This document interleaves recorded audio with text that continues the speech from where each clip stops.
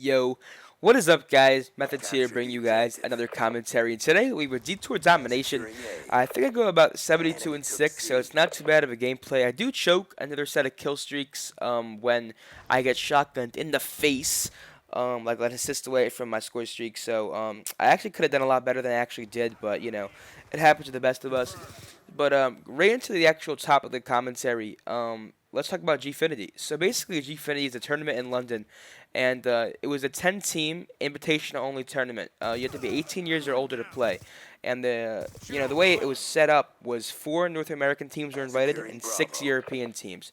The 4 North American teams were Complexity, Impact, Optic Gaming, and Envious, and then the other 6 European teams were Curse EU, Unite EU, TCM, etc.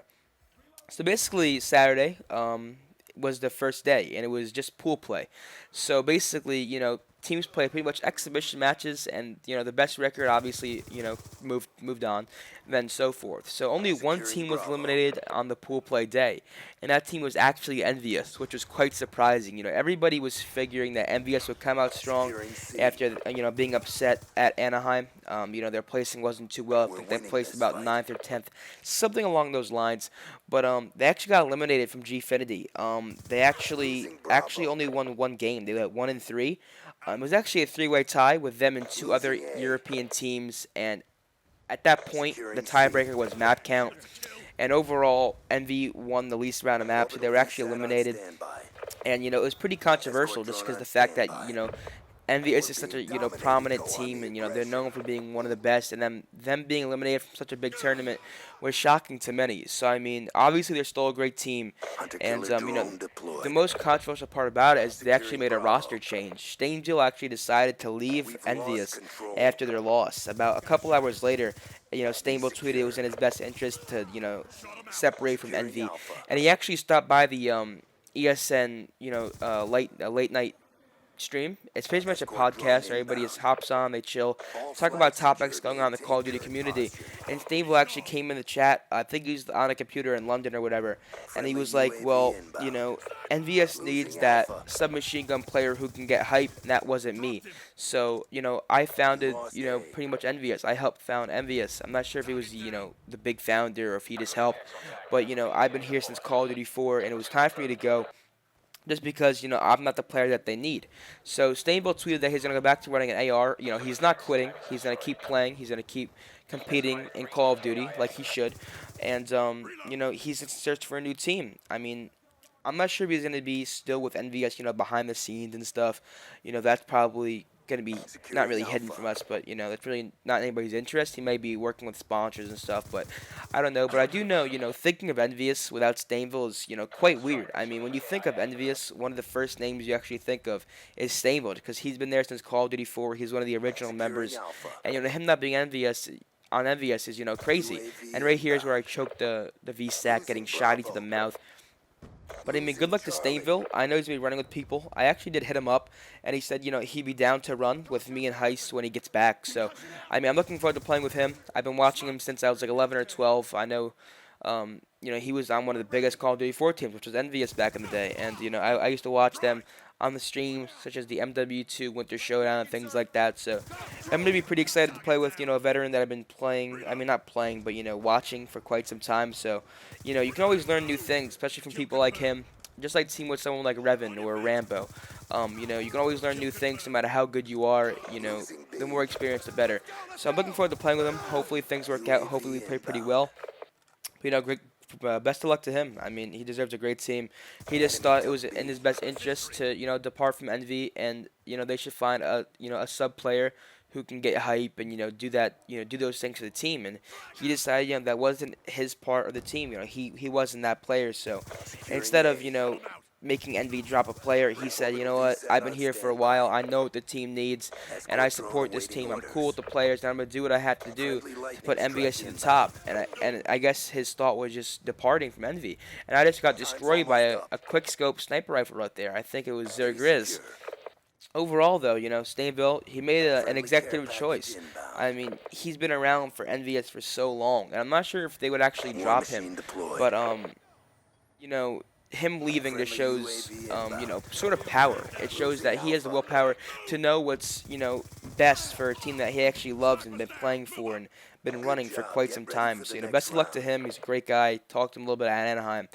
And, yeah, so basically, today is Sunday, so Gfinity is going to be starting up at 7 a.m. actually Eastern, just because of the distinct time zone from London. And I think the final is going to go on around 2 p.m. And this will probably go up around 12:30, 1 o'clock, just because I like to sleep a little late. But, basically, how it's going to work is there's two possibilities. It's going to be Impact versus Complexity in semifinals, and Optic Gaming and TCM in semifinals if they all win their games.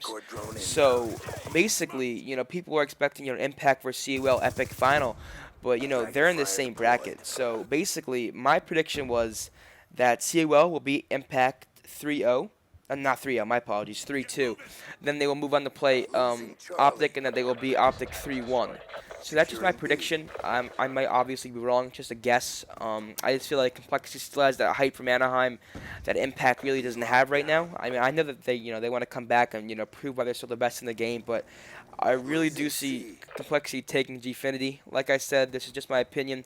Optic, they've been playing pretty well at Gfinity, so can't count them out either. So my guess is Complexity, Optic Gaming final, and Complexity coming out on top. So you can check that stream out. Everybody will be tweeting it. I'm pretty sure it's twitch.tv/Gfinity Alpha. And then there's also a Bravo stream, so you can pretty much catch all the action. Pretty sure every single match will be streamed just because there's only 10 teams. And overall, with Envy being eliminated, it's just crazy because that means a European team is automatically finishing top 4, and no one expected that. In my opinion, the European players don't have the amount of practice that the United States players do. I feel like the United States players get to play better competition more frequently. I feel like the European players don't actually play a lot like the U.S. players do. I may be wrong, but just from what I seen, I just feel like the European players, they really don't get the chance to scrim all these pro teams just because of their distinct connection difference. They're usually 2-bar, 1-bar in American host, and vice versa. So I guess that's how I'm gonna put it. I guess I don't think that they don't get that much practice against top-notch teams, because honestly, when I think of European teams, I think of one team, and that's Epsilon, and they've proven that they can battle against some of the top teams. They're a really good team. I'm cool with them. And yeah, so I'm excited to see who is actually gonna place top 4. My guess is TCM. Oh wait, no. Does that make sense? No. I'm a weirdo. But oh yeah. Oh, I'm so dumb. Yeah, so I think TCM's gonna place top 4. I think it's gonna be TCM versus Optic in semifinals, and I think Optic will win that game. But TCM, they actually defeated Impact today, which is the pool play matches. I should say yesterday because it was sort of yesterday, but they defeated Impact, which was quite crazy. No one expected TCM to win the pool and go 4-0 and sweep the pool. So, congrats to them. They played really well. So, you can honestly never know what's going to happen, but that was my top 4 prediction. Complexity, Impact, Optic, and TCM. By the way, I also noticed, you guys notice I say I mean, like you guys notice that I say the words I mean in a lot of my commentaries, and it's just a habit. I don't even notice I say it. Like, I just say I mean. So, I apologize if that actually bothers you. But this game was actually coming to an end. So yeah, 72-6 actually die here at the end, which is pretty unfortunate. But I hope you guys actually enjoyed the actual commentary. I just want to talk about Gfinity, a major roster change and what, Stainville's trying to do, and, how he took executive for NVS. And, overall, it's pretty much all I wanted to talk about. So thank you guys for watching. Make sure to drop a like, comment, and subscribe. And, by the way, if I sound a little, mellow and I'm not really, as hype as I would, it is like 2 a.m., so I apologize. But once again, guys, thanks for watching, and I'll catch you guys later. Peace.